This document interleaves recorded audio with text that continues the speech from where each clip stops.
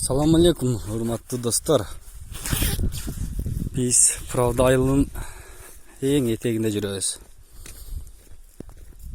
Биздин Кыргызстандын бардык эле жерлери ушундай өтө кооз. Мынакей.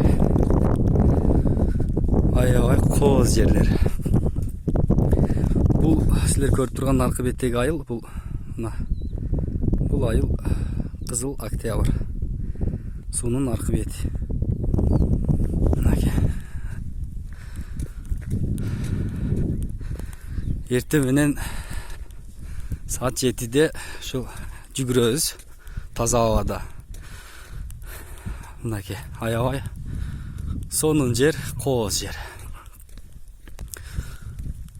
Эрте менен туруп, ушинтип саат 7-де чуркап турабыз. Мына жерде адамдар издеген бүргөн бар.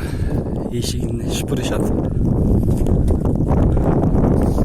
Келип ооруп кетсеңиздер болот.